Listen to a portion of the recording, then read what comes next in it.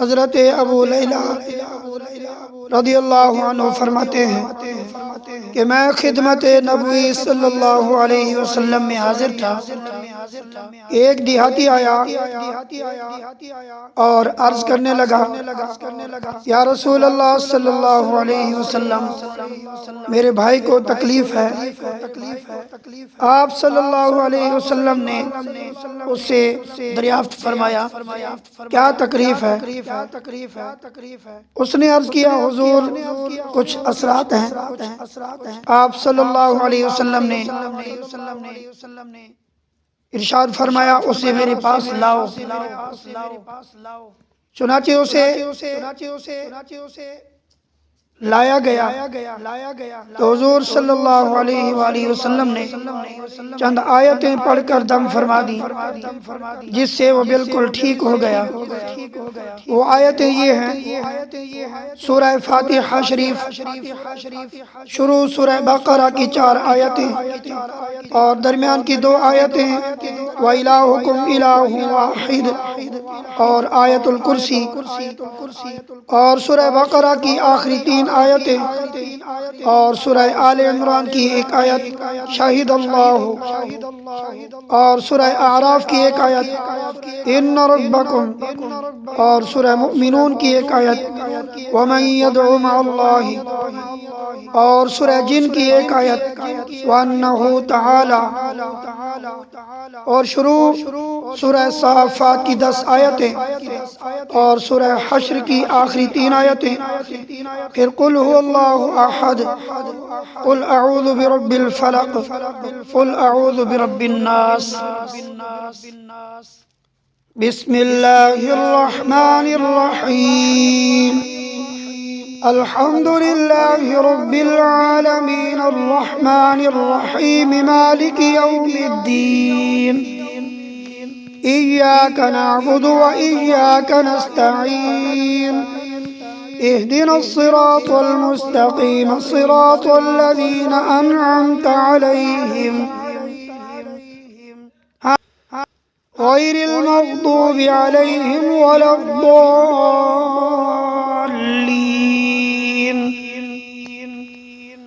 بسم اللہ الرحمن الرحیم، الف لام میم، ذالک الکتاب لا ریب فیہ ھدی للمتقین، الذین یؤمنون بالغیب ویقیمون الصلاة ومما رزقناہم ينفقون،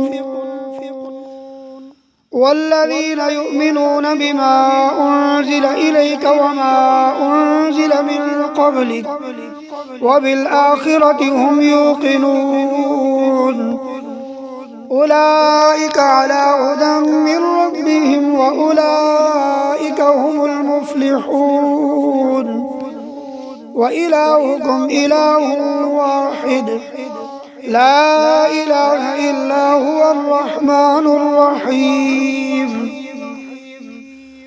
اللہ لا الہ الا هو الحی القیوم، لا تأخذه سنة ولا نوم، له ما في السماوات وما في الأرض، من ذا الذي يشفع عنده إلا بإذنه، يعلم ما بين أيديهم وما خلفهم، ولا يحيطون بشيء من علمه إلا بما شاء، وسع كرسيه السماوات والأرض ولا يؤوده حفظهما وهو العلي العظيم، لا إكراه في الدين قد تبين الرشد من الغي، فمن يكفر بالطاغوت ويؤمن بالله فقد استمسك بالعروة الوثقى لا انفصام لها، والله سميع عليم، اللہ ولی الذین آمنوا یخرجهم من الظلمات إلى النور، والذين كفروا أولياؤهم الطاغوت يخرجونهم من النور إلى الظلمات أولئك أصحاب النار هم فيها خالدون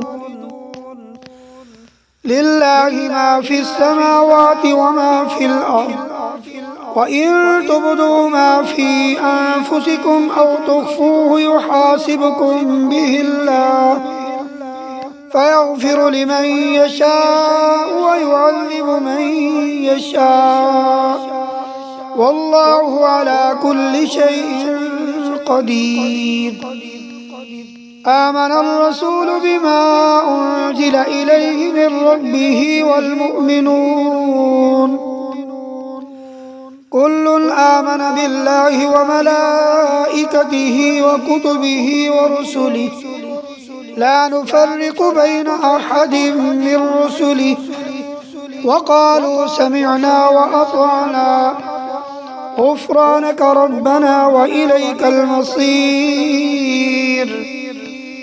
لا يكلف الله نفسا إلا وسعها لها ما كسبت وعليها ما اكتسبت ربنا لا تؤاخذنا إن نسينا أو أخطأنا ربنا ولا تحمل علينا إصرا كما حملته على الذين من قبلنا ربنا ولا تحملنا ما لا طاقة لنا به واعف عنا واغفر لنا وارحمنا أنت مولانا فانصرنا على القوم الكافرين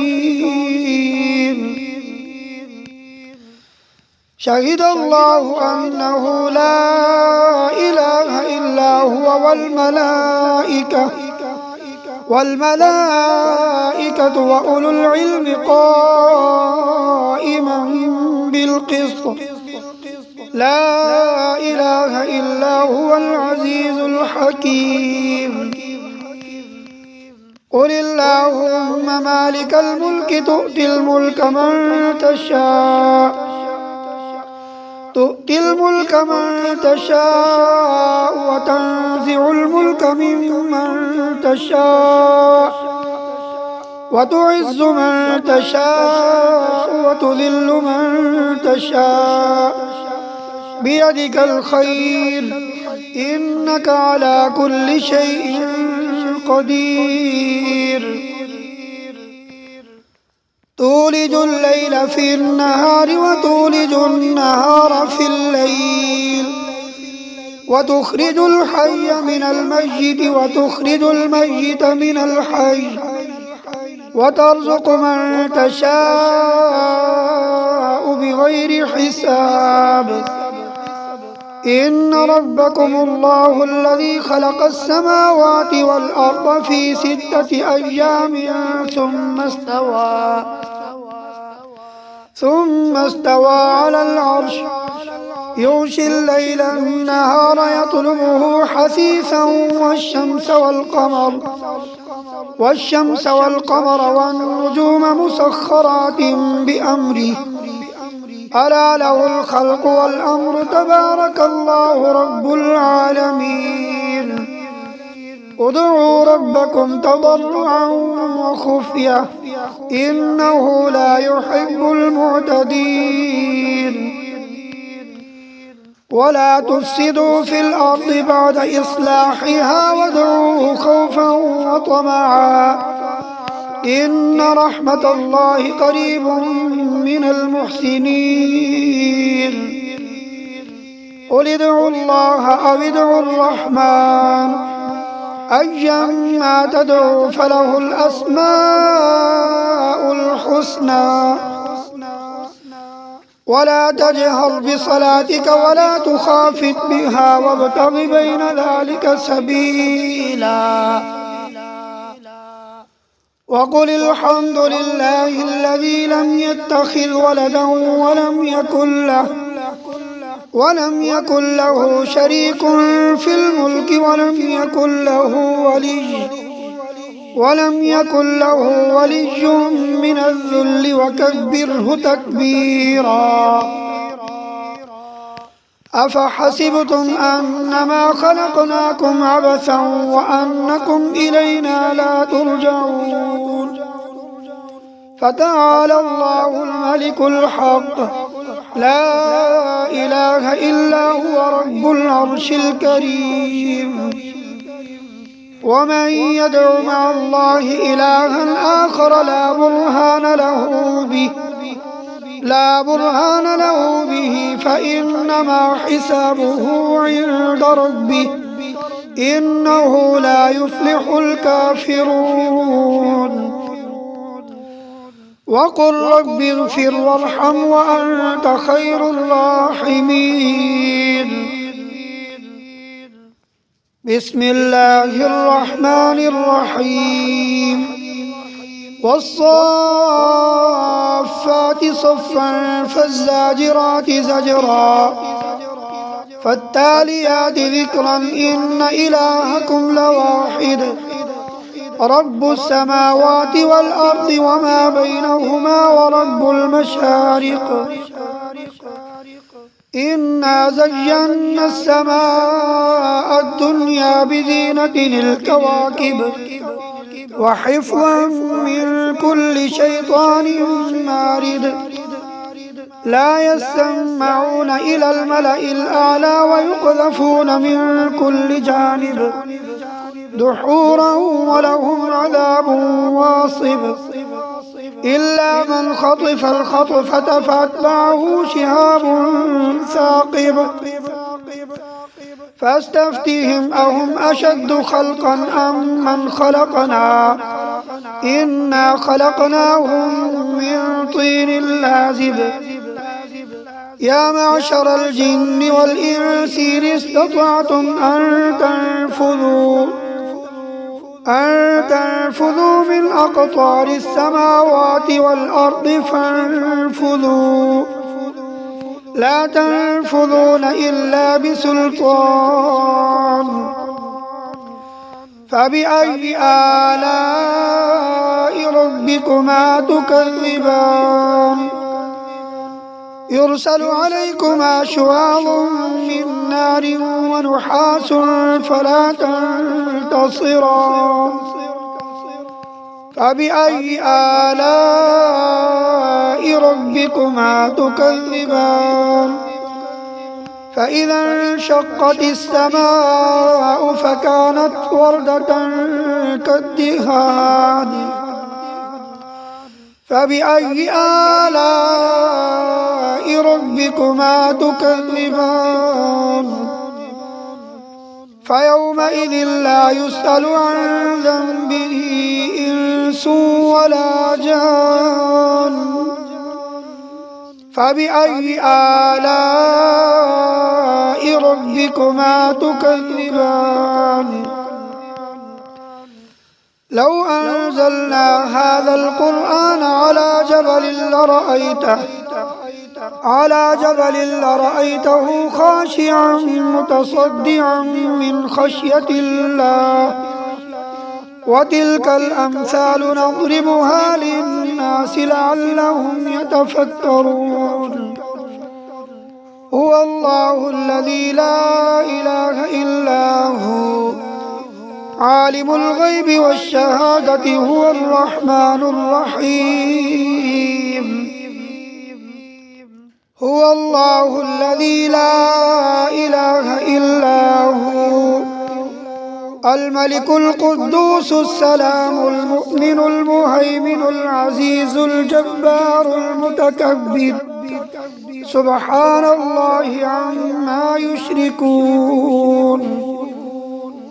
هو الله الخالق البارئ المصور له الأسماء الحسنى يسبح له ما في السماوات والأرض وهو العزيز الحكيم. بسم الله الرحمن الرحيم. قل أوحي إلي أنه استمع نفر من الجن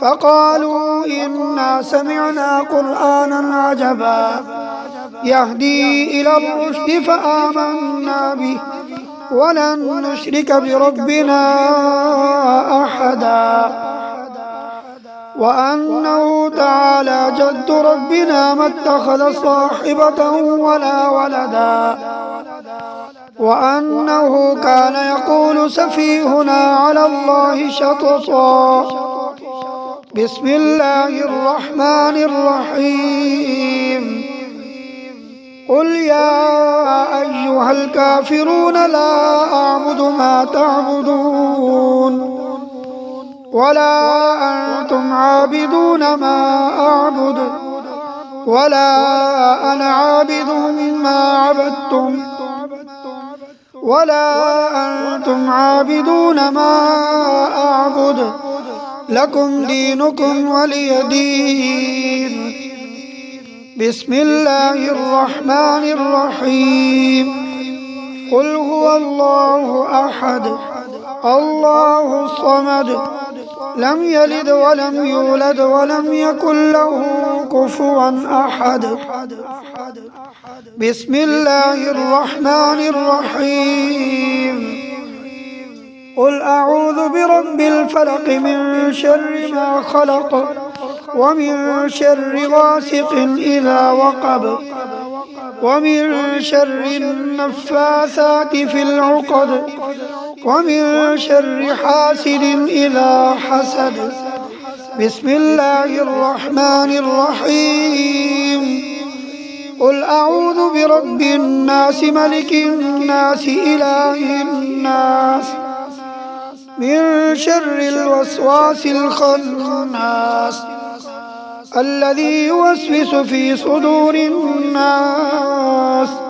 من الجنة والناس صدق الله العظيم.